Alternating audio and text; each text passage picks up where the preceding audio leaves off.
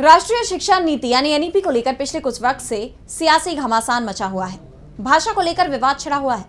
कई राजनीतिक दल इसका विरोध कर रहे हैं। केंद्रीय गृह मंत्री अमित शाह पूरे देश में हिंदी चलाने की बात कह रहे हैं और हाल ही में उन्होंने यहां तक कह दिया कि हम ऐसा समाज बनाएंगे जहां इंग्लिश बोलने वालों को शर्म आएगी।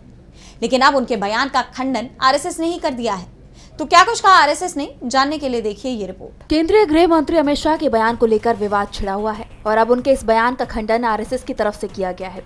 राष्ट्रीय शिक्षा नीति के तहत पढ़ाई जाने वाली भाषाओं को लेकर बढ़े विवाद के बीच आरएसएस के एजुकेशन विंग विद्या भारती ने इस मुद्दे पर बयान दिया है और कहा कि सभी के लिए हिंदी पढ़ना और सीखना जरूरी नहीं है।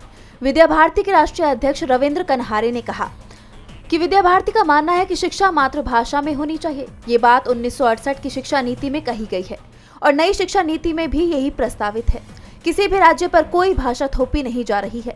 कहा गया है कि बच्चों को अपनी भाषा, एक राष्ट्रीय भाषा और कोई भी विदेशी भाषा पढ़नी चाहिए। अगर कोई तमिलनाडु से है तो वो तमिल सीख सकता है या केरल से है तो वो मलयालम सीख सकता है। उन्हें हिंदी सीखना जरूरी नहीं है।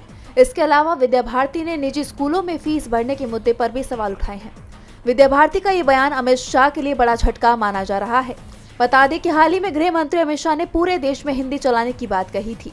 अमित शाह ने यहाँ तक कह दिया कि हम ऐसा समाज बनाएंगे जहाँ इंग्लिश बोलने वालों को शर्म आएगी।